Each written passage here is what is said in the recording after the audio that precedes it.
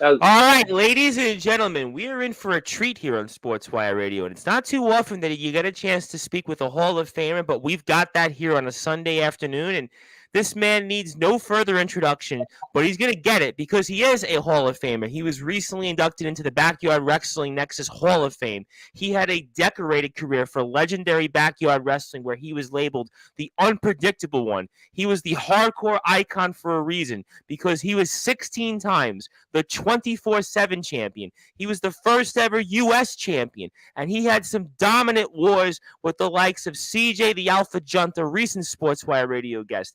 He had some promo battles with an upcoming Sportswire Radio guest, which we'll announce also later today. He has also been with the likes of Nate Dogg, the Welster, plus a heck of a lot more we're going to discuss. As I alluded to, he needs no further introduction, but because he is a Hall of Famer, he is going to get that introduction that we all give on Sportswire Radio, because I know in legendary backyard wrestling, they don't have the pipes to give it to him. So, right there!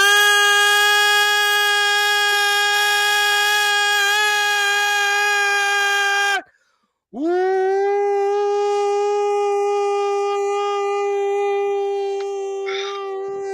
for it. Further ado here on the Sports Report, the number one level sports show, the Backyard Wrestling Nexus Hall of Famer. They call him the Hardcore Icon, Chris Arruda.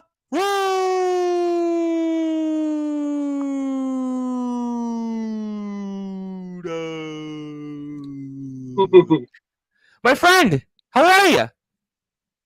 good. Doing pretty good. Enjoying retirement. Well, let's see about that. I'm sure a number of wrestlers could certainly compare and contrast. We'll definitely, I am sure, get into that. But Chris, obviously, you've got a decorated career. We're going to get into all of that shortly. But I was always curious because for those that are listening and watching on Sportswire Radio, especially somebody like yourself for the first time that's here as a Hall of Famer, how did you get into this, and how did you kind of start your backyard wrestling career? Well, first I got to give it to CJ the Alpha Junt. He wanted. He always wanted to do it, and we're all family, So I was like, it sounds fun. I love wrestling, so let's do it. Let's have some fun, and that's what got us started. So this was something that you didn't think about years ago and said, hey, you know what, I'm going to go do this. I'm going to have a backyard career. I mean, because you actually have a little bit of a interesting journey than, let's say, somebody else that might have got inducted or just anybody else, even on the legendary backyard wrestling roster. So, I mean, was this something that you had long wanted to do, or just talk about that? No, it really wasn't nothing long I wanted to do. It was just kind of like, we all talked about it. We wanted to get it going, and we just started, a few years ago. So I was like, you know what, might as well. Let's have some fun. We all love wrestling, so I just started when CJ and all them started. So Okay. just kind of like, I could certainly see yeah. that, and I was curious, especially for those that are listening and watching on Sportswire Radio, what made you such a, let's say, hardcore wrestler? I mean, they called you the hardcore icon, and I mean, I got to watch a number of your matches now, in alluding to the interview here, and I mean, what made you just kind of a guy that would just want to do all these crazy stuff? Throwing your opponents into trees, and getting hit with chairs, getting hit with garbage cans. I mean, going off on ladders and all these different things that you did throughout your career in legendary backyard wrestling. What made you attracted to that? Oh, has to be back in the Attitude Era when they had the hardcore title. Yep. I love those matches. Mick Foley, Bob Harley, all those matches. Yep. They have Also, sure. Steve Blackman. all of them. Yep. And I just love that type of wrestling. It's fun. It gives a edge to it, and it brings the fans and stuff. Like get them riled up and enjoy the matches. And who doesn't like hitting somebody with a trash can? You know.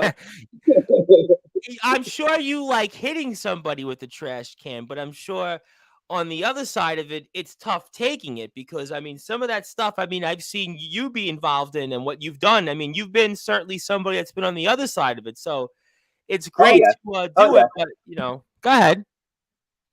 It's it's fun. You take it, you give it. It's all fun. If you get a little beat up, hey, that's just war wounds from backyard wrestling. Oh, listen, I mean, certainly Mick Foley is kind of the walking example of that. Speaking of hardcore legends and even guys that started, I was or doing, yep. or like Terry Funk and stuff like Yeah, and Terry Funk that. just celebrated a birthday. Tommy Dreamer, who just won another championship in a small independent wrestling promotion that's actually had a match or a show not too far from where I live here in New York. And you think about Mick Foley again, as I was going to say. Here's a guy that really started out basically in backyard wrestling. He was a guy jumping off roofs. He was a guy basically putting himself Yep. through tables back 40 years ago on Long Island. Again, not too far from me. And you've certainly done some of those things here in legendary backyard wrestling. And I was curious because you're from Las Vegas, and legendary backyard wrestling, as we know, is in North Dakota. So I was kind of curious for Yep. those that are listening and watching on Sportswire Radio. Talk about kind of what led you from Las Vegas to the home of legendary backyard wrestling. Um. Well, with the personal part aspect of it, my kids always grew up with Just Ice from LBYW, Mhm. and they're all cousins. So we all kind of let our kids grow up with their cousins. And when they moved out here, Las Vegas started going downhill with crime and everything else. So we decided, you know what, it's time for a change, and we moved to North Dakota a couple of years after they did. It's interesting you said that because everybody now you think about in sports, and for those who are sports fans out there, Las Vegas has become almost like the capital of sports. I mean, I just heard yesterday Adam Silver, the NBA commissioner, they're doing like a commissioner's cup, and they're actually going to host the championship in Las Vegas. And yet you gave a different perspective, and I would never have guessed. I've never been to Las Vegas, and I was so curious. And I mean, what's the weather adjustment like then, going from Las Vegas to North Dakota? That I think more fascinated in almost. Oh, insane. Like when the first year we moved up here, it was a mild winter, and everybody Okay. was wearing shorts and stuff like that. And we were bundled up from head to toe because we're used to 110, 111-degree weather. And it was like 40 or 50. And we're like, nah, nope. Way too cold. I was wondering But about that because it was I a was big wondering. adjustment. I was wondering because I've seen some of your matches and basically CJ's in shorts and almost like a fall gear and like winter, and you're all bundled up. And I'm like, wow, I just thought that would be an interesting kind of perspective. Let me get to some comments here because people like to say hello. Obviously, the man behind legendary backyard wrestling, I believe this is CJ the Alpha Junt, says Chris Arruda, gives the strongman icons. My good buddy Anthony Finkel, probably out there working, doing some hardcore work in his own right, says the number one. I appreciate that. Our very good friend who just had his return match in 14 years, his first one in 14 years, Skulls the Soul Hunter from Wrestling Championship Entertainment, went all the way from How's California. it going, Skull?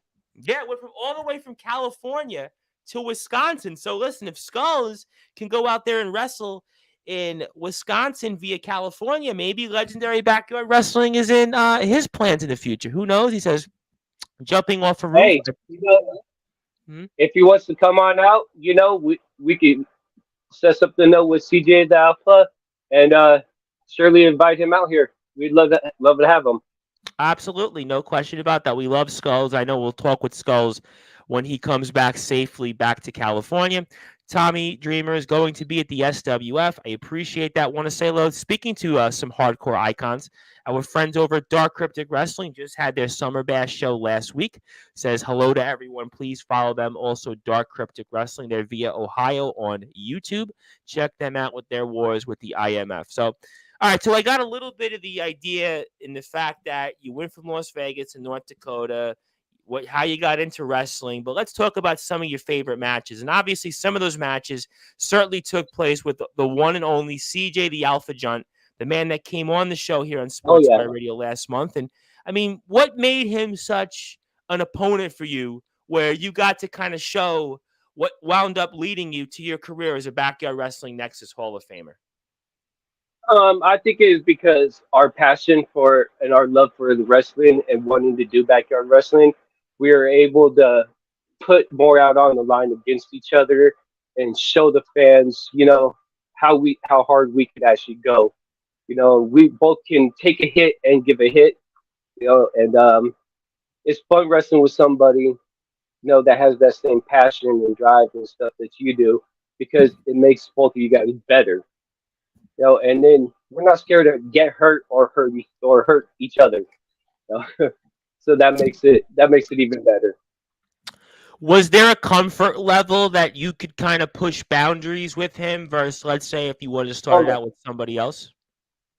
oh yeah. There was definitely when we first started wrestling and stuff, and even practicing, we we noticed right off the bat, we can do more with each other than we could with other wrestlers. We're more comfortable with it. We could be more physical with each other, and we could do like more hardcore stuff. It's just a better comfort level. No question. I could certainly see that. And you guys had a number of different matches. Obviously, one was specifically over CJ's control of the company at the time, and there was some other matches here. And was there ever a point in some of these matches where you guys did different spots, whether it was off the trampoline and different spots outside? I mean, I think you guys even used the tree branches, as I alluded to. You guys used, let's say, real estate for sale signs. I mean, you guys pretty much, there was nothing you didn't want to do. Was there ever any, in discussing the matches, or even maybe during these matches you guys had, that there was stuff that you didn't want to do, or you felt that maybe you were pushing the boundaries? I was curious about that. No, not really. We always checked out our surroundings, and we figured out a little bit ahead of time. Okay, we could use this, we could use that. Well, this won't hurt that much, so we can use that. This might hurt a little bit, but we can take it. So one of us will get hit with something like that. Uh, we've done we've done 24/7 championships in alleyways where we've used the big plastic trash cans, parking signs. We've done backyard brawls where we used everything we could find. Um, Even in our very first match, the very first hardcore match of LBYW, he put me through a table from jumping off a ladder. So there really was no limit. I was curious about that because you guys have done so many different things. And I was wondering, for those that are listening and watching, even we have some different backyard wrestlers that are on here. And I mean, was there ever like a point where you were like, you know what, I can't find anything. I can't, there's nothing I can use, or there's just something I was looking for and I didn't have it. I had to go kind of resort to something else. Was there ever that moment? I mean, I'm just kind of curious and watching some of the stuff that you and him pulled off. Um, Sometimes there's sometimes things we wanted, like a steel chair or something we couldn't find it, or the one we previously used, so we can't use anymore. So we just have to improvise with like a shovel or you know a basketball in one of our matches. We hit each other with a basketball. So and then a lot of times it was just we just went with whatever's around. That's what we're doing. So we'll just use whatever we can find, get our hands on. I think that was a first. By the way, I think that was a first using a basketball in a match. By the way, Yeah, that was the first. The first with the ladder. This is the only time that we've used a ladder was in our hardcore match, but we do want to bring that back. well, a ladder. I mean, we've seen, and obviously, we're having a hard time. I think with Chris Arruda's connection here. Unfortunately, he's on a phone, and I think where they are in North Dakota, they're having a little bit of technical difficulties. But I kind of think it's fascinating that you use a basketball in a hardcore match. You really haven't had that. So here, but let's get to some comments as we wait for this Mr. Hall of Famer himself, Chris Arruda, to come on here. Just don't pull an attack on Sportswire Radio like Craven Rage did to Skulls. Well, I'm curious, Skulls, about that. We'll talk about that, I'm sure, next week on the show. Craven got a cheap shot. Yeah, he definitely did. And by the way, the first ever attack on Sportswire Radio history was Craven Rage on Skulls. You think about it, we've been doing this almost 5 years, and I've never had one wrestler attack another wrestler live on the air. And that's the first time that has ever happened here. Yes, Dark Cryptic Wrestling, he was trying to soften up Skulls. Well, I think the big question here is, did it work, Skulls? That's going to be the $1,000,000 question that a lot of people are going to see here. So glad the backyard scene is making a comeback. Amen to that. I'm so happy as well that the backyard wrestling is making a comeback, and we are huge parts of that here on Sportswire Radio. And I hope everybody follows us here on Sportswire Radio at Sportswire Radio. Also, 24 hours a day, 7 days a week, 365 days a year. You can listen to all of our great content on sportnarium.com/player. And my name is the Reverend Tom Bryce, and we will also have more backyard wrestling coverage with our friends at Dark Cryptic Wrestling. Yes, sorry, Tom. You can call me Tim, though. If you want to call me Tim, you could certainly call me Tom. But we're hoping here that Chris Arruda will come on here. He's unfortunately having some technical difficulties. Let's see here if we can get him back on. Still not connected here, so he's got to have to figure this out. But we will have more coverage tomorrow night. I'll be on here 11 p.m. Eastern Time, right after WWE Raw, with the Anarchist Gunshot. Another guy that's been a huge part of things in the backyard wrestling scene, also a backyard wrestling Hall of Famer inducted last year. And I'll be on also tomorrow, 3 p.m. Eastern Time, 8 p.m. British Standard Time, with the Big Cheese Logan. The Big Cheese Logan's going to talk about his upcoming matches. He's also the CWE UK champion. He'll have a lot to discuss, as he always does, so you'll want to tune into that one. I'll also be here Tuesday in the same spot, 3 p.m. Eastern Time, 8 p.m. British Standard Time, with the Juggernaut John Allens, the new British Promotions Wrestling's king of old school champions. So a lot of coverage here on Sportswire Radio. In the meantime, while we're waiting for our friend Chris Arruda, please follow our friends over at Legendary Backyard Wrestling. They are on YouTube at CJ Junt. You can also catch them at ND_backyard_wrestling. Please follow our friends over at Legendary Backyard Wrestling. They just put on a July 4th show. They have a number of other shows here. So we will wait here for Chris Arruda. Hopefully he comes on here, and we look forward to his arrival. But again, my name is the Reverend Tom Bryce. Also, some other shows of note. I'll be back here Friday with Firestar Championship Wrestling's Stu Tunney, and it looks like Chris Arruda is trying to connect back on. Let's see if we can get him on. Tom, I'm going to be the voice of backyard wrestling. I hope so. I mean, certainly, I definitely hope that I've got a voice and people want to hear it. Yeah, we definitely would love to come out, you guys. I think next year's Summer Bash, we're looking at next July, right around the first week. So I am definitely looking forward to that. Also, a number of other shows from our friends from the IMF. Cannot forget about the IMF. Also, WCE, Wrestling Championship Entertainment. Also have Tennessee Backyard Wrestling out there. Have more coverage coming up with them. So a lot of shows ahead, and we're just waiting for this guy, Chris Arruda. Find a laptop or something, man. We're waiting for you. Come on, buddy. Let's get this going. We're all waiting here, and I can only kill so much time here. In fact, we're waiting. CJ Junt, the Alpha CJ Junt. Let's see here. Here we go. Maybe we've got him. Let's see. All right. Am I going to keep you here? Because I know you got some technical difficulties. Yes, you are. Yes, you are. My internet completely crapped out on me. Okay, so I realize I'm not going to have a lot of time with you, so I'm going to just cut to the meat and potatoes here. What did it mean to you to be inducted into the Backyard Wrestling Nexus Hall of Fame? Oh, that meant everything to me, from the backyard wrestling fans and from the Nexus, accepting me, and for CJ the Alpha Jump for letting me, start my career. So it means everything for it. Was that something that you knew was going to happen? How did it all lead to where you got the call? No, CJ informed me that he had put my name in for it, but I wasn't. But neither one of us knew until Backyard Wrestling Nexus put it out that me and Anthony Aries and all of us were getting inducted. So we didn't have no clue. So this was something that, sometimes people get inducted into the Hall of Fame and they know weeks ahead of time, they know months ahead of time, and they can't say nothing because there's a process. So you basically didn't know that you were going to be inducted. No, not until close to when they had the Heart of Glory pay-per-view. And I then want when you're in the class itself, like for example, somebody we've had on here, a Jack Delta. I mean, Jack Delta speaks for itself. I mean, he's basically a backyard wrestling darling right now. I mean, he's pretty much wrestling everywhere. I mean, he's probably right now wrestling somewhere as we speak in a different state. I mean, what did you think of the class that you were inducted with, especially somebody we've had on here on Sportswire Radio and a Jack Delta? oh, that's the class is top notch that we were in. They, all of us have done everything you could think of in backyard wrestling. So it's just a really awesome class that well deserved.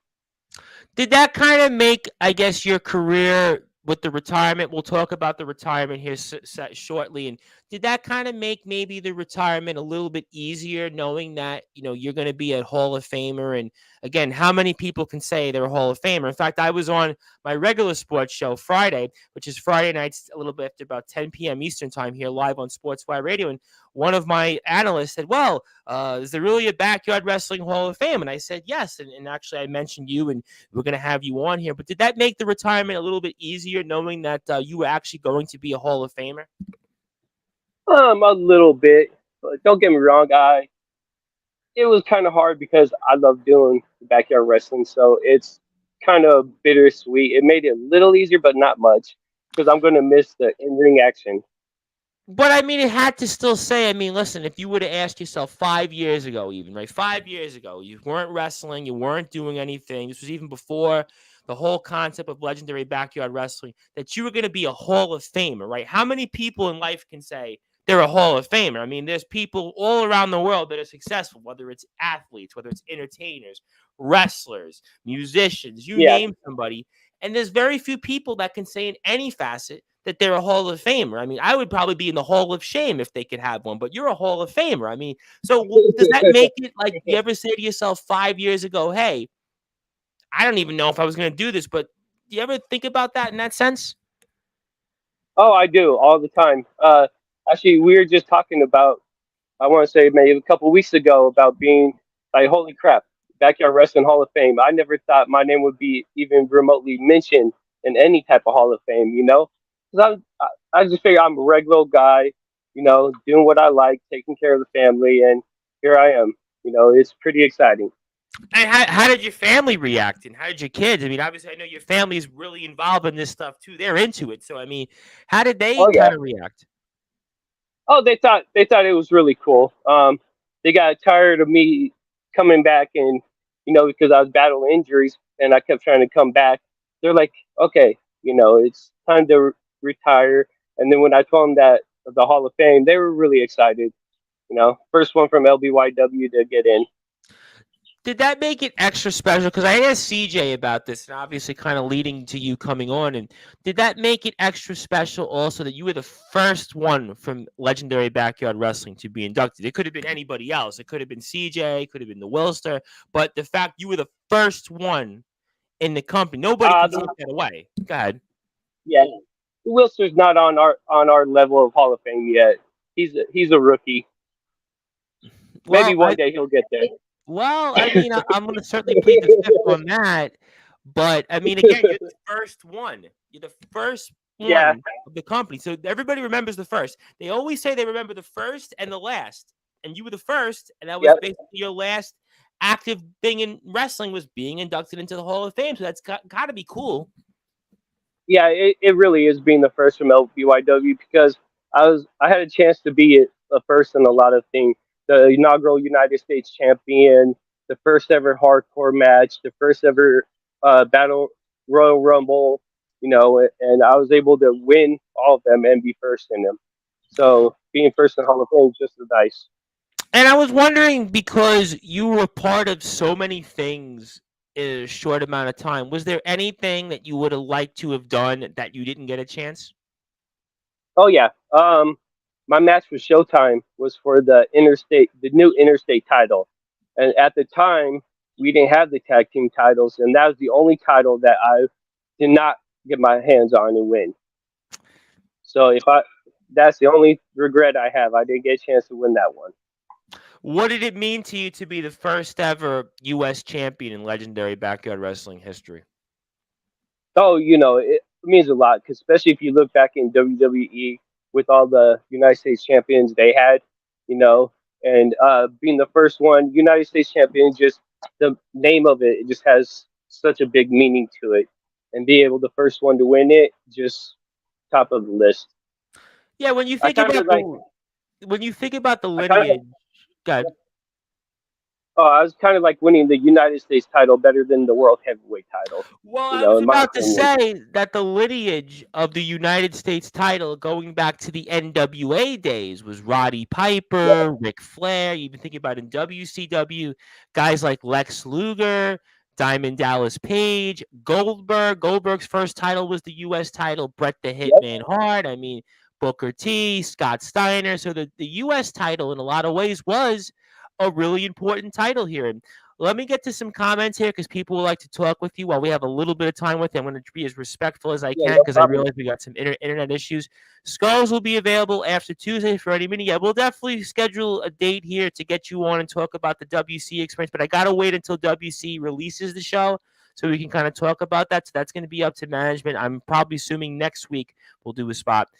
Chris, it took me 14 years to make my in-ring return back to backyard wrestling, which was obviously I just noted. Also, Matthew Forsaken and Darkron took a 12-year break. Now they're back doing more than ever imagined. I was just with a wrestler Nice, in New nice. York. Yeah, and I was just with a wrestler yesterday from the UK, Sheriff Steele, who started his career at 33 and is 43 now. So I mean, you just never know. It's a different world than it was years ago. People thought automatically, well, I can't do it, and that time has passed. No, Oh in no. wrestling, it's a different thing.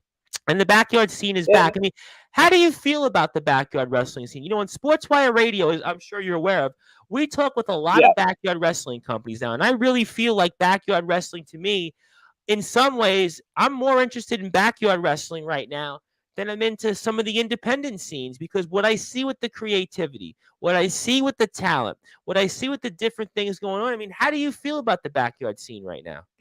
Oh, I think it's amazing, and it's just spreading like a wildfire. It's popping up all over the place now, and the creativity. What I like about backyard wrestling is we have control of our own creativity, our characters, and everything. You know, we want. We don't have no corporate people telling us what we need to do and what we can't do. We can do whatever we want to do, and bring that to the fans.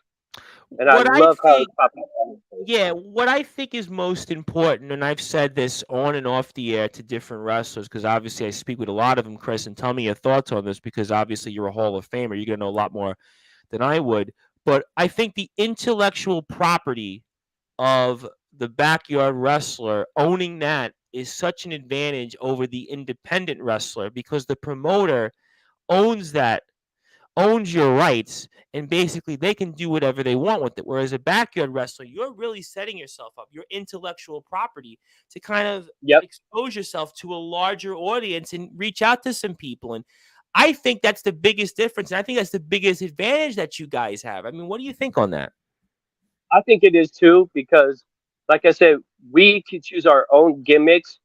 We could choose. Okay, we could tell ourselves, okay, this don't work, so we're gonna drop this instead of like a promoter or a big company saying, okay, we're gonna push this gimmick until all fans get annoyed with it or they don't like it and they start booing you and stuff like that. As us independents, if we realize, oh, this don't work, we could switch right away and find something that does work instead of to having the big Absolutely. bosses pushing and pushing. And I we get totally more agree with that. creativity. I definitely agree with that. And I would like people to follow while we're here, Legendary Backyard Wrestling at ND underscore backyard underscore wrestling. If you're on Facebook, send a friend request to Chris Arruda. You can catch him on Instagram at chris.arruda at ARRUDA.98. So make sure you Yep, follow him. yep. Make sure you follow our friends at Legendary Backyard Wrestling. Also YouTube as well at CJ Junt. So make sure you support Legendary Backyard Wrestling. Over 1,000 subscribers on YouTube. So I'll get to that here in a second. I That, do have some comments. I want to get to a most recent guest on Sportswire Radio from a company called ROBW. They have some big matches coming up here. I believe one that's going to be released in a little while, or certainly this evening. It's going to be the good guy CJ Black. Don't worry, the man you wanted to comment has finally done so. So CJ Black, the good guy, the other oh, CJ, yeah. I don't know if you've been following ROEW and some other companies, but I CJ has have. become. Oh, you have? And what do you think of some of these other companies? We have a number of them on here: I, DKW, IMF, yeah, ROEW, TBW. Everybody knows TBW though, but I mean, what do you think of some of these other companies out there? there's a lot of really good companies, a lot of good characters out there. I love how some of them have wrestling rings and stuff. It makes a big difference. But CJ Black being the good guy and stuff like that, I'm over all that nonsense. He ain't a good guy. You sure about? You sure? So you don't think he's a good guy? You don't think so? I don't think he is. I think he's just trying to play as a baby face, but he really a heel. Okay, all right. Well, I mean, certainly you're a Hall of Famer, and I'm not going to argue too much with that. But I was curious because you guys wrestle on the trampoline, and we spoke about this with Yep. CJ. Would you have ever wanted to wrestle in a ring? Oh yeah, definitely. If we actually have a ring, well, we're trying to in the process of figuring all that out. Price wise for everything, and then the location, so we can get a ring set up. But I would probably come out of retirement for one or two matches, inside a ring. Really? So I was going to ask you about that. You stole my thunder. So obviously, it's well documented about your retirement, and it's very hard in wrestling to stay retired. I mean, look at Mick Foley, right? Look at Ric Flair. I mean, Ric Flair Yep. probably right now still would like to wrestle. So, I mean, kind of talk about for those that are listening and watching about the retirement, what led to the retirement, and if you would want to come back. Oh yeah. Well, a lot of it was I was battling some injuries, so it got to a point where I thought I would have to retire, but I worked through it, did the exercise, did everything I was supposed to do, so I was able to come back. But this last one was just a little too much on the body, and I was informed by the doctors and stuff that it just wouldn't be possible. But you never know. Look at Edge; he came back. Yeah, I You mean, know, you think about 9 years Edge. We later.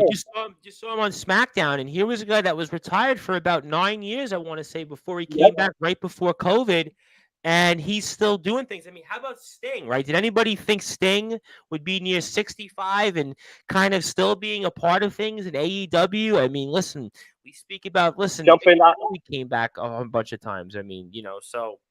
Yeah, like yeah, who would thought Sting, 65 years old, he's jumping off freaking ladders and everything else still. I Yeah, have to this give it. That is my all-time favorite wrestler of all time. really. Well, Sting, Oh yeah, I always liked Sting a lot in WCW because I really kind of thought he was kind of like the franchise guy, which was what they called him back in the day. He was yeah, the franchise, and I always thought his versatility and the types of opponents and the types of things that he did, also reinventing his character as many times as he did. That's a great choice. And even I think Sting's work in TNA kind of goes unnoticed because he had some great matches in TNA, and all throughout those years, it had a really long run in TNA. In fact, I think he actually wrestled more in years in TNA than quote unquote technically WCW was alive. But yes, Sting's a great a reference there. And I have some oh comments, and yeah. I want to get to people. Sometimes the Okay. most Sometimes the most important secrets are hidden in the most obvious places. Okay, I appreciate the comment. Thoughts on GCW's backyard wrestling escapades? Now, GCW is obviously the standard bearer out there, and if you've caught any of that, you have a thought or Um, two on that. If you've caught, I have not been able to catch that. I work overnight, so I sleep quite a bit during the day, so I have to catch up on it. I I have to catch up sympathize on with quite you. a little bit. Well, I actually appreciate that you actually also work overnight because you'll chuckle, but I actually, to do the interview, I was sleeping until about an hour and a half ago. So I could certainly appreciate that. I get a few hours sleep here and there, but the last 2 days I've gotten the most sleep I've gotten in about 2 weeks. So I'm a little excited because it's a lot more quieter where I am right now. So that's why I got some more sleep. CJ Black would like to tell you stick to the trampolines. Rings hurt. Maybe rings more. No, No? right? No. I'll take the pain to wrestle in the ring. That's why they call me the hardcore icon. You are the hardcore icon. You are the unpredictable one, and that's why we're happy to have you. I want to break it here while I have some time with you, and I'm going to have a guest on tomorrow night, right after WWE Raw, that you actually have some history with. you didn't quite have a battle in a trampoline or outside a trampoline with, but it looks like it was going to happen with. It was another Hall of Famer you might have heard of who was inducted last year into the Backyard Wrestling Nexus Hall of Fame. That is the Anarchist Gunshot himself. And he is live here on Sportswire Radio. He's going to be here tomorrow night right after WWE Raw. And I was curious your thoughts on this, Mr. Arruda, and the fact that the Anarchist Gunshot's going to be here. He is certainly another accomplished individual. And I mean, why didn't it happen that you and him didn't square off in legendary Backyard Wrestling? And anything you might want to say, and if there's any unfinished business or unfinished promos out there between you and the Anarchist Gunshot? Oh yeah, oh yeah. So first, I would gladly come out of retirement if he finally makes it up here to North Dakota, and because I did challenge him to a dog collar match. I remember that. LBYW, Yes. LBYW's first ever, but things happened. He couldn't make it up here, and then he kept on with the promos and the promos, and he just got boring to me. I'm an unpredictable one. I move on. I Showtime CJ the Alpha John to face, so he's still hung up on it. He's an afterthought to me now. But if he ever did come up here, I am still game to come out of retirement and mop the trampoline with him in the dog collar match. So I'm So, not worried about it. so you would, if he found a way to come up here to North Dakota, you would still want to have that match. Oh yeah, because with all of the promos and smack talking and everything else, I'm just gonna have to prove to him why I am the Hall of Famer, unpredictable one, and the hardcore icon. And then I would send him back to wherever he's from, you know, with his tail between his legs, with the big old L.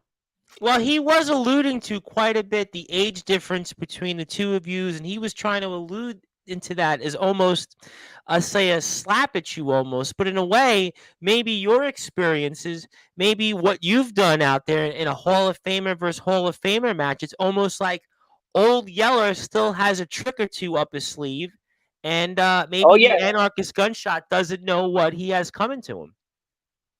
oh yeah. As you can see, the old man still got it because I'm the new 24/7 champion in LBYW, I was and gonna say, I was gonna mention that. Go ahead. and I think he's just using the age as an excuse not to come up here because he doesn't want to get put down by the older, hardcore icon, the older Hall of Famer. So he's afraid of competition than real competition. Oh yeah, that's why, he won't come up here because age ain't nothing. I started this a few years ago. I'm almost 40 now, and I'm still out here. I did it. I'm in the Hall of Fame, so I don't see age being a difference. Okay, well, listen, Aaliyah famously had an album, Age Ain't a Number, so we'll have to see if that is the case. We'll see if the Anarchist Gunshot has a thing or two to say about that. You can follow him on Instagram at _Anarchist_Gunshot. He is also a part of ETW_Backyard_Wrestling, which is the CEO of his company. He's also a part of HFW and a number of different companies we have seen him in. He's going to talk about all those experiences here and more tomorrow night, right after WWE. Well, now you just mentioned something I was about to ask you, Chris. You've done a lot of that here because obviously you're a very good talker. You're one of the best in the business. And I originally introduced you as a 16-time 24/7 champion, but apparently you broke Ric Flair's record. Now you're a 17-time champion. And talk about now being a 17-time champion while in retirement even, and how this all unfolded, my friend. Okay, so even you don't have to even retired or famous people could be a 24/7 champion. We've all seen that in WWE. You know, everybody has won that title, but Yep. our truth is the 24/7 champion. Period. But our referee actually won. Our LBYW referee actually won the 24/7 Akito, champion. right? Did Akito win the title also? Yeah, he did. So I had to take that off his hands and show all these young guys that the old man still got it. Become a 17-time 24/7 champion. It's pretty special though to be a 17-time champion. If anything else, I mean, I would just want to be a one-time champion. Yet here you are as a 17-time 24/7 champion. Well, come out to North Dakota. We'll see if we can make that happen. I have right now been asked to come to a lot of places right now. I mean, if I wanted to, I could probably be a vagabond because I've been asked to come to the UK. I've been asked to come to Wisconsin. I've been asked to come to Ohio.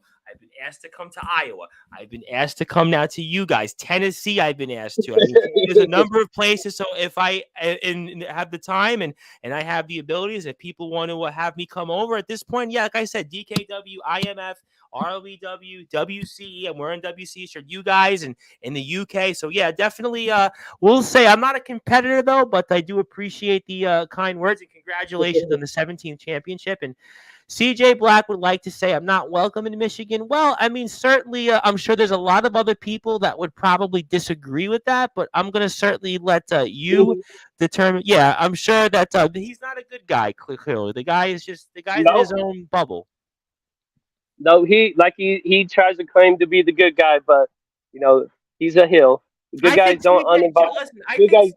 well, I think CJ John, if he's out there, I mean, because they're both named CJ, I mean, CJ of all people has got to be really upset right now. And CJ is not in the best of moods right now in legendary backyard wrestling. So, I mean, I would say that I wouldn't want to be the good guy CJ Black if he crossed paths with the alpha CJ Junt, because right now, CJ Junt, the mood he's in right now in legendary backyard wrestling, especially after Napalm and those wars there and losing the world title, I would have to say that.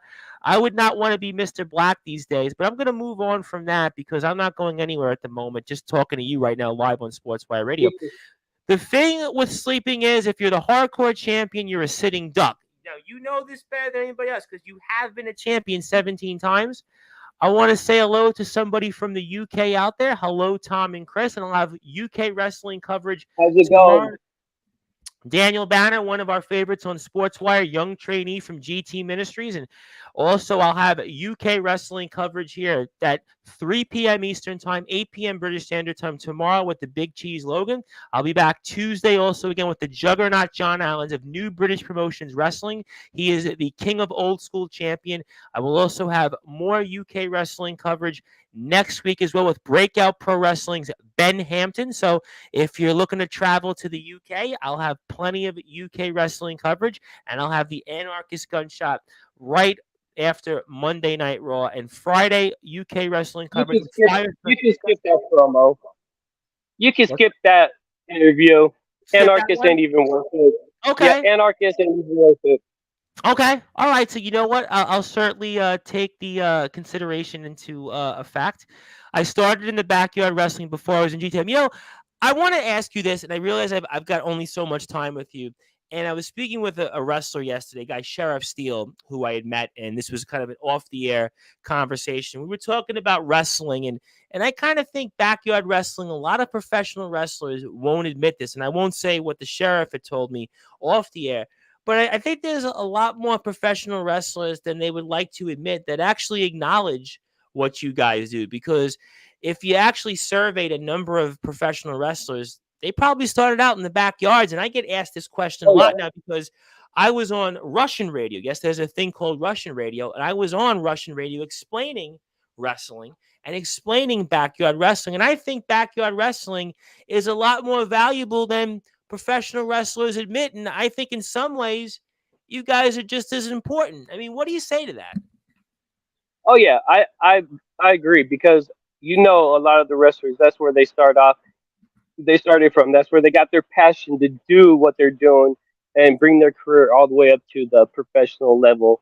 You know, um, but a lot of them appreciate it because that's where they started off at, and I think a lot of them are kind of like it more because like we were talking about earlier, the creativity that we get to do our own thing, which they can't. So, you know, I bet you that's why they appreciate more than what they say they do. Is there one or two things in your career, whether it was in a match, whether it was an opponent, that you would have liked to have done but didn't get the opportunity to? Oh yeah, I would have loved to go on one with the Wilster or Showtime, PBS in general. I didn't get a Hmm. chance to do that. I was Now, able to put the Wilson through a fence at one point in time, but now you mentioned the Wilster, and I should break it here, especially for legendary backyard wrestling fans, because in your spot next Sunday, I'm going to be speaking with the Wilster. And obviously, you've had some interesting battles, some interesting conversations with the Wilster out there on Legendary Backyard Wrestling TV. And I mean, anything you want to say about that? Anything I should know about when it comes to the Wilster before next week's interview with yeah, more Legendary Backyard Wrestling coverage? Go ahead. this has CJ upset. But if it wasn't for me, the Wilster wouldn't even gotten his chance in LBYW because I'm the one who beat CJ the Alpha Giant to give the Wilster his power and the company at that time.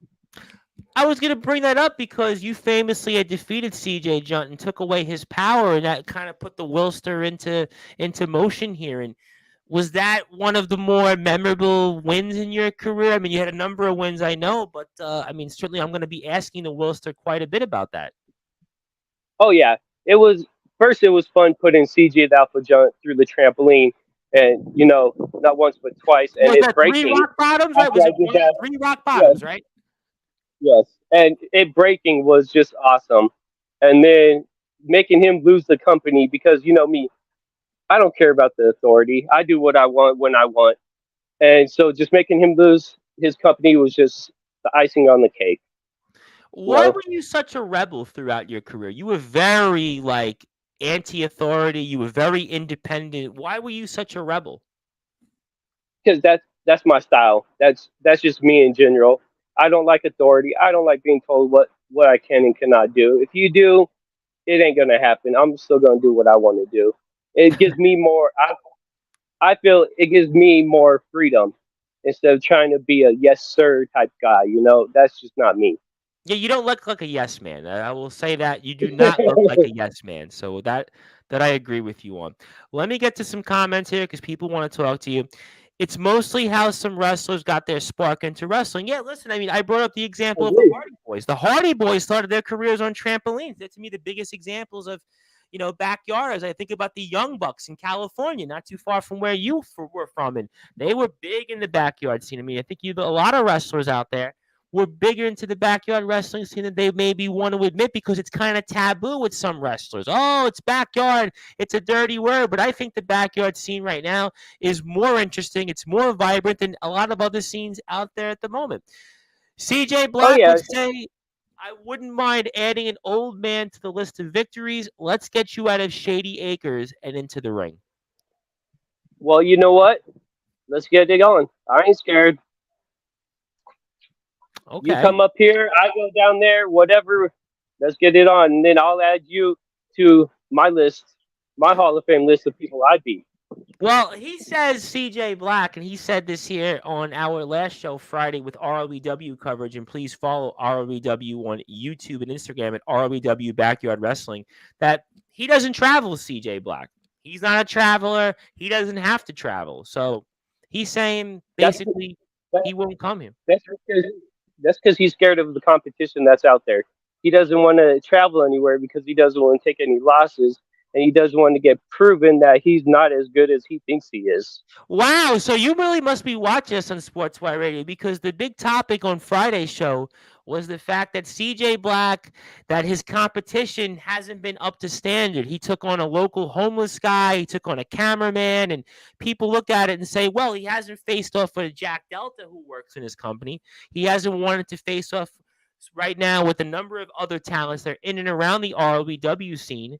And people look at it and say his competition is what it is. I do have some comments before I come back. We have the HOUA family vlog. What's up, repping LBYW? So that's somebody I think near and dear to your heart. So I want to Yeah, say hello that's out there. that's my wife. I see that. LBYW Jennifer. Jennifer. So she's upstairs right now watching the video. Oh, okay. Well, Jennifer, I want to say hello. And I noticed, by the way, that I think you and the missus did a podcast with CJ last year, if I'm not mistaken. You guys actually did a podcast. I was actually checking that Yeah, out there a little bit. What was that like? And that must be kind of cool knowing that, your wife supports what you do. A lot of people And I'm not going to say names. I do a lot of different interviews. I interview a lot of people around the world. I've done wrestling. I have a background in news. So the fact that you have your your significant other that really supports what you do and is so much into it, I mean, it's gotta almost motivate you. It's got to make you feel good, because like I said, I've been around a lot of different people. I've been in different interests, different subgenres, and you don't always get that, but your wife is like really into it. Well, how does that make you feel? Oh yeah, she's so into it. She's actually a wrestler in LBYW. She doesn't wrestle consistently, but she does wrestle. And it's awesome, but I got to make sure I win too, because I don't want to go home, and then her make fun of me, so that gives So me a little bit extra. So I got to ask the question. So when there's time, because you have lost matches, I mean, when you lose, what happens? Do you have to sleep on the couch? Do you not get dinner served to you? I mean, I hope it's not that dire. uh, it all depends, how bad the loss is. Sometimes it's, oh, you in the doghouse tonight, or I'm taking all the blankets or something like that. Well, I could understand, but to listen, you won more than you lost, and I want to make sure Yes. everybody follows you at chris.arruda.98 on Instagram. Also, Legendary Backyard Wrestling, ND_backyard_wrestling. And my guest tomorrow afternoon, Eastern time, evening UK time, the Big Cheese Logan says, yes, lads, much love. What have I missed? No, just talking pretty much here with Backyard Wrestling Hall of Famer Chris Arruda. We're talking about his career. We spoke about you a couple different times, and we're going to speak about what you're going to have coming up here in the ring in September, and a number of different things ahead for our friends over at Championship Wrestling Entertainment, because you are a reigning, defending CWE UK champion. And I might even try a candy bar on the air tomorrow, because I still have some candy bars, because the Big Cheese, just so you know, he is from the UK, and he sent me through the mail a bunch of candy bars from the UK. Now, some of them I've tried. Other ones I That's wanted to pretty save good. on the air. So I'm going to try one on the air, just random one candy bar, and I'm going to try it on the air. So if you're out there, you're bored, you're out there working, you woke up, and you want to see me try a candy bar from the UK, I recommend that you do this, because I'm actually excited, because I've had some of the bars, but not all of them I've had. So I'm going to try one, because if I try all of them on the air, then you're going to really take over the show, because I'm going to be dead and I'll have a heart attack. But I'm going to try one. So I'm very excited about that. And I have some more comments. Mick Foley became the hardcore icon in the backyard scene before WWE. Yes, correct. I had mentioned Yeah, that. If you remember the that's old, what we were talking about. yep, absolutely. That's what we were talking about. Also, we have here from DKW. They don't like CJ Black. We've invited Mr. Good Guy to come out and get into our ring, but he was afraid of the Forsaken One, which is certainly a possibility. Mr. Black responds, DKW, the good guy doesn't associate with trash. My best friend is Jack Delta only. Yeah, but Jack Delta doesn't But have friends. Yeah, Jack Delta doesn't have friends. Let's be honest. he won't even face Jack Delta. And he, like you said, he faced a cameraman, a homeless guy, but he won't travel anywhere. But he's so great. You know, I'm calling his bluff. I don't think he's that great, because if he was, he would actually face some competition. Well, he's supposed to face some competition, somewhat of competition, as some might say, in Jacob Collins on REW TV, which I think it'll air later this evening, maybe tomorrow. I'll certainly be an eye on that. And the Big Cheese would also like to remind me, as I told you, there is footage of me doing backyard wrestling and my WWF Tough Enough Season 1 audition video. I forgot about Tough Enough, the Season 1 audition. That goes back. I know. Tough Enough has been a while. Yeah, I think, was that 2000, 2001 maybe, right? Was the first Tough Enough season in 2001, and wasn't that maybe I'll talk about this tomorrow. Was that Stone Cold, Triple H, and Trish Stratus? Were they the original host, or am I getting that mixed up with a later season? I feel like, wasn't that? I I'm not sure. It might have been a later season, closer towards the, like, after the Attitude Era. When Yep. it was calming down a little bit. But I Yeah, could I be wrong. forgot about that. I can't believe that was like a long time ago now, Tough Enough. Yeah, I forgot about that. That Tough Enough, that was season 1. And also want to say hello to our friends at Backyard Elite Wrestling. Say good day. And obviously, Backyard Elite Wrestling is one of our favorites as well. And I was curious, I wanted to ask you this. I've got about 10 or 15 minutes with you. I know you're outside there, and I appreciate the opportunity you've given me. And Oh, I had it's asked, still It's actually nice out here today. Okay, well then you know what? Then I'll hang out with you because I got nothing to do literally. But I was going to ask you, you guys are a part of the Backyard Wrestling Nexus, and the Nexus I think is really important to touch upon. And from your Yeah. vantage point, what did the Nexus do for your career and certainly LBYW? It helped put us on a bigger map. It helped promote us bigger, and teaming up with them, helped both of ours because it put different new wrestlers into the stories and different type of matches, and it's been fun, collaborating with them. Do you feel that the networking is something that is important at the backyard scene? Because we see it a lot now. DKW's done it with IMF. WC had this guy Skulls from California. There's a company called the RWA in upstate New York that's done a little bit of that with some of the different areas in and around kind of where the Canadian border is in upstate New York. And also TBW's been around. I mean, Jack Delta is the walking example of that.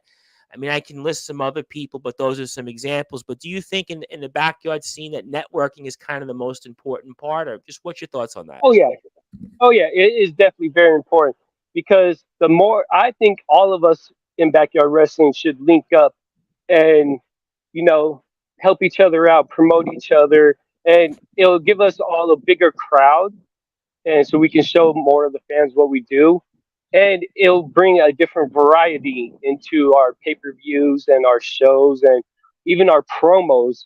If we have more companies that we interact with, Yeah, I so I agree think with it's that very good. completely. I agree with that completely because I do think that people should be given opportunities.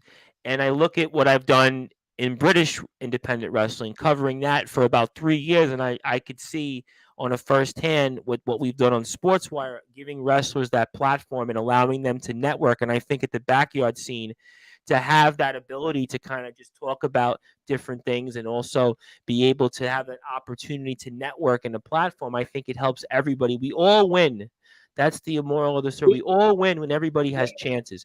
Also, DKW Summer Bash 2024. Maybe that's something that Legendary Backyard Wrestling will be a part of. That's something that I'm sure we'll be talking quite a bit about because it's already less Or than a year maybe away. Mhm. or maybe we could both send each other some type of videos so we both have different matches on each other's pay-per-views, and then go from there. Yeah, and I was going to ask you about that because that's what you guys do, which is pretty cool. Is we see Legendary Backyard Wrestling with the Nexus. You guys are kind Yep. of a part of a number of different companies that you'll send a show and you'll air it on that YouTube page. I think that's kind of a cool thing. And whose idea was that? I mean, don't tell me the whole how it all happened, but I thought that was a kind of really cool idea out of the box. um, I think it was mainly CJ the Alpha Junt. He is like the main person that comes up with a lot of the ideas. Not the only person, but you know, he thought it would be really good to branch out and backyard wrestling Nexus and him. They got in contact, and they came up with some pretty cool stuff for us to do. Well, I'll tell you what I'm going to do here. I'm going to give CJ the Alpha Junt, I'm going to give him DKW's telephone number, aka Darkron himself. So I'm going to give that, and when we're off the air in a few minutes, I'm going to give that confirmation, that number out there, that contact information. So maybe we can set Yeah, something up and work with that. So that's something that I'll make sure, I'll personally make sure that's taken care of here. And CJ Black, he would say something that I think we all could agree upon. I will say social media has made it such much easier to build the community for BYW. Back in the day, I would have loved to have had all these options to turn down like I do now because, it is funny. And I said this here before I get to closing thoughts in the fact that, 20 years ago, when you think about backyard wrestling, or even like 10 years ago, you didn't have YouTube, you didn't have Facebook, you didn't have Instagram, you didn't have the exactly. ability from people in different states to kind of connect. I mean, I remember I grew up in Brooklyn, New York, and for a brief period, I was doing a little bit of this stuff, and not that I did it very long, but nobody would have thought, hey, you could network with people in different states, you could meet them, share your content, get to know them. It was kind of like you did your match, you did your stuff, and the only people that knew it was maybe the people that lived in your immediate block. It's a different world now. And I think it's Yeah. for the better. Society has evolved in that sense. And I think using social media, like we've done here, supporting great companies like TKW, IMF, Legendary Backyard Wrestling, WC, TBW, RWA, so on and so on and so on. That's what we're all about here. And also, DKW says, I look forward to it. So you know what? I know I could ask you a lot of things, and I appreciate the opportunity that you've given me here. So I want to Yeah. ask you a Sorry few more. about that malfunction earlier. That kind of cut our time Yeah, it short. happens. Listen, I speak to guys in the UK, and some people don't have the internet connections, and I realize in different places, like, they're not as lucky as like me in New York, where I have everything and I just at my disposal. So I totally understand that. But I wanted to ask you, and I know you've had a lot of matches in your career, but is there one or two matches that stand out most in your career? Oh yeah. First, the first hardcore match, me and CJ the Alpha John did, that set the tone for our hardcore side. That set the tone for my career. So that is a very special match to me.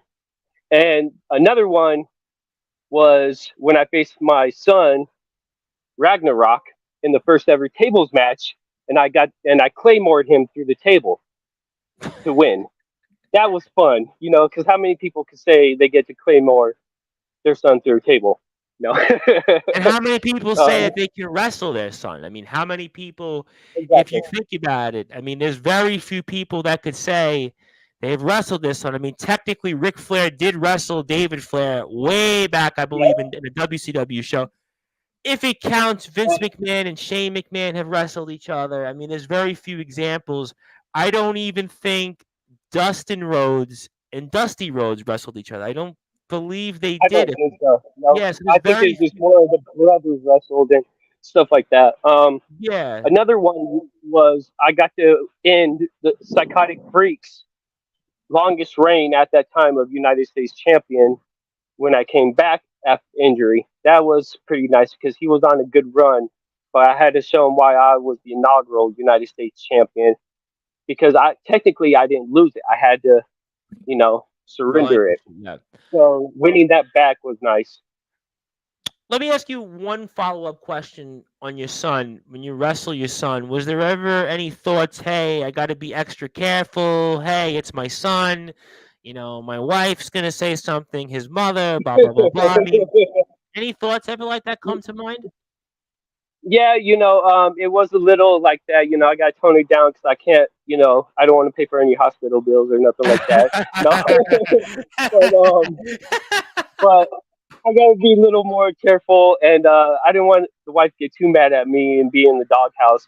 But he's a backyard. He wrestles backyard wrestling. I He noticed. puts his body on the I've line been too. watching LBYW, and I obviously watching the content the last several weeks. I've gotten a sense of that, but I was just kind of fascinated by that to ask because I've got people out here that are just hearing you guys for the first time, and I wanted to Yeah. ask that question.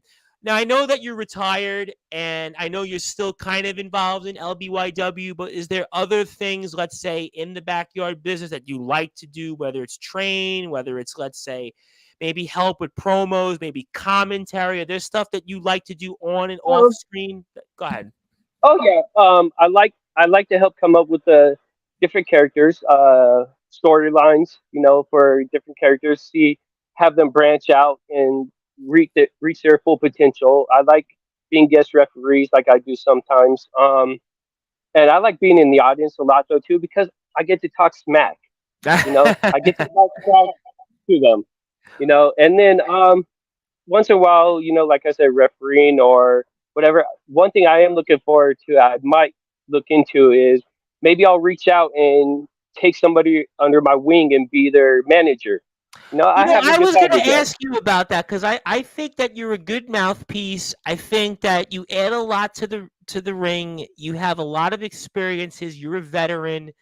So I do kind of think you'd be a good manager. I think about Bobby Heenan was a great manager like that who transitioned. I think about Ted DiBiase did that for a while. I mean, obviously Paul Heyman wasn't a wrestler really, but he's been a very good manager. He's at the top of the game. And there's a guy here in England the guy like Isaiah Quinn, who was a wrestler, who's transitioned, he's probably the best mouthpiece in the UK. So I think that there's an audience and an avenue for that. Ric Flair did managing obviously for quite a while in the in the Ruthless Aggression era, and even did some obviously stuff in obviously Evolution that kind of was borderline half and half. So I think you could really be a guy that would do that stuff here. And your wife would like to say, it's always scary watching the LBY wrestlers in the ring, but they love what they do. And I love supporting their dreams. And I love supporting their dreams as well. And I love what all you guys do. And I always thought the best thing about LBYW, before I get to closing thoughts here and one more question, is I think your atmosphere. You guys got that whole almost like a mountain outside, and you've got kind of like just a beautiful open space, and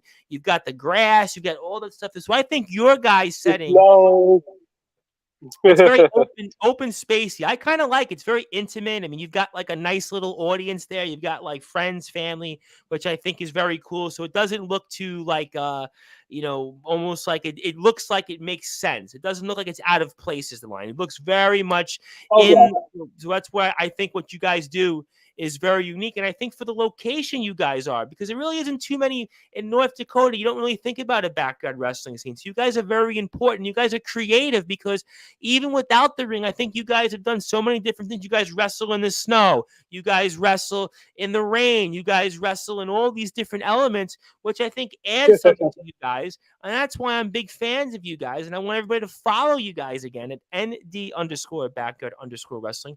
Legendary Backyard Wrestling on YouTube at CJ Junt.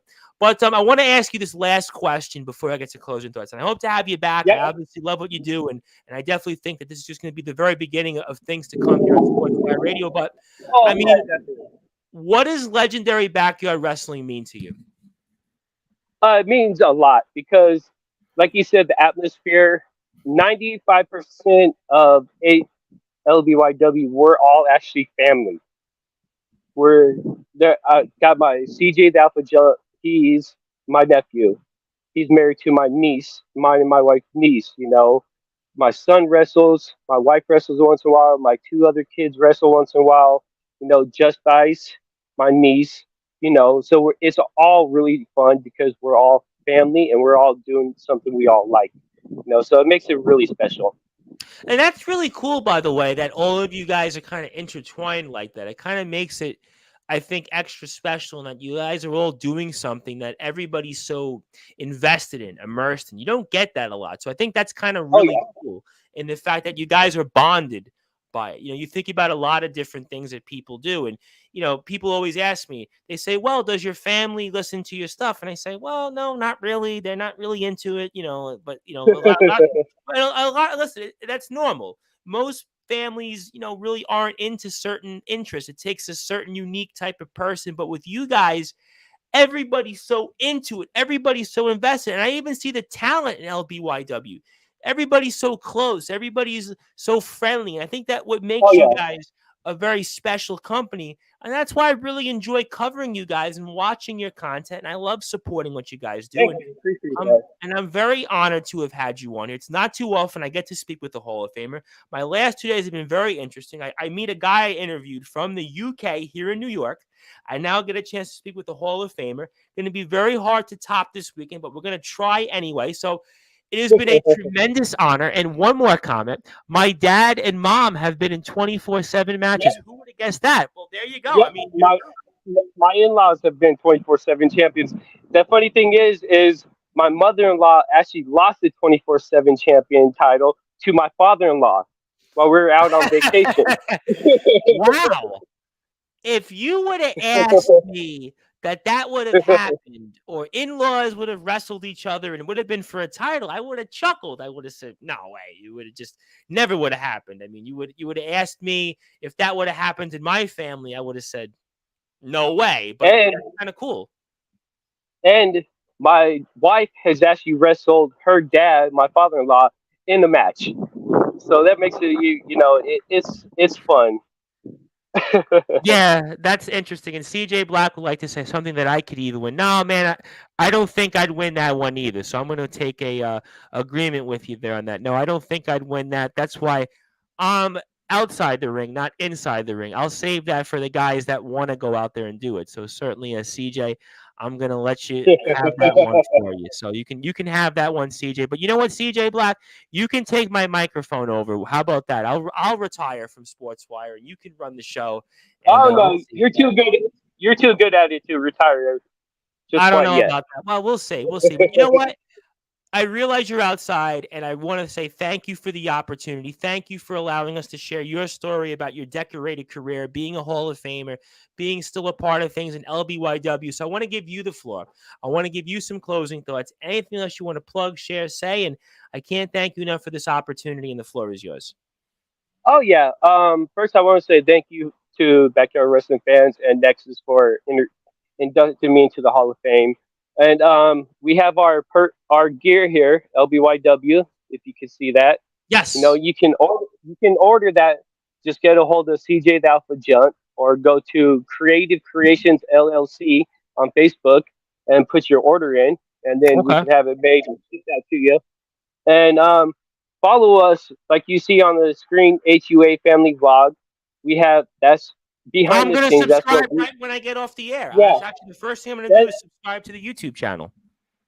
oh yeah, see, so that right there is a lot of what we do behind the scenes as a family. We go Okay. to the lake, we go do different stuff, and we also have backyard wrestling backstage, which is also bloopers and just fun stuff, us messing around, or there's some videos of us training different Yes, moves I and stuff I like noticed that. some of that you guys were you were a part of that, kind of helping out some of the talent and Yep. doing different spots on the trampoline, which I thought was very cool. I thought that Legendary Backyard Wrestling has done a really cool thing, kind of showing you the outside what you guys do.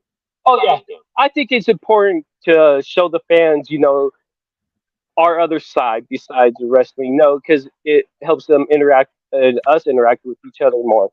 Absolutely, absolutely, no question about that. All very cool stuff, and I appreciate the fact as a family you guys do all that stuff. So I wish I could say the same, but that's you're dealt you're dealt the card you're dealt with in life, and I think you guys have a great hand, and I definitely want to support that and join that journey. So my first thing I'm going to do when I get off the air in a couple of minutes is subscribe to the YouTube channel and do more for I can to support LBYW. And I got to get a shirt. So maybe this week I'm going to go message CJ and I'm going to buy a shirt because that's what I have to do at this And point.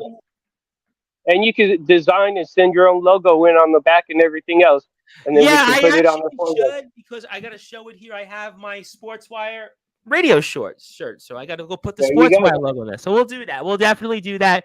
I want everybody to follow Legendary Backyard Wrestling one more time on YouTube, Legendary Backyard Wrestling at CJ Junt, also ND_backyard_wrestling on Instagram as well. Chris.Arruda.98 as And well. we do have LBYW Backyard Wrestling on TikTok too. I My noticed that daughter I knows need to that. promote TikTok more because I know James Taylor's on TikTok. You guys are on there. I know Oh yeah. DKW, IMF are on there, WCE, and there's now Threads out there. If you believe in that, there's a thread which is the Twitter, I guess, knockoff now is Threads. I don't know if I'm going to join Threads, but TikTok is something I may have to join. So TikTok, we'll have to see. But I want to thank you, my friend. Congratulations on being a Hall of Famer. Thank you. I look forward to watching more of you out there in an on-stage capacity and on-air, backstage, whatever else out there. I'm sure you'll do great things in the world of wrestling. And thank you for the opportunity. I look forward to speaking with you very soon here on Sportswire Radio. There it Oh is. yeah. Thank you very much for having me. And you got to tune in because I'm the unpredictable one, so you never know what I'm gonna do.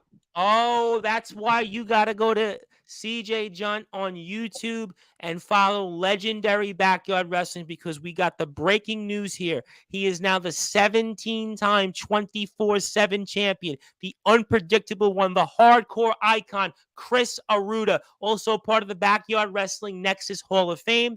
He is here with us. My name is the Reverend Tom Bryce. If you were on Sportswire Radio, sportnarium.com/player, you're going back to your regularly scheduled programming. If you're on Twitter and YouTube, 3 p.m. tomorrow Eastern Time with Big Cheese Logan. Tuesday, Juggernaut John Allen, same spot. Your nemesis right after Raw tomorrow. the Anarchist Gunshot. Friday, we're going to be here live also with Stu Tunney of Firestar Championship Wrestling. Thursday, Pro Zone Gaming Division. It'll be 10 p.m. Eastern Time for video game streaming interviews, so stay tuned for that. But thank you, everybody, here for tuning in on the number one global radio station. My name is the Reverend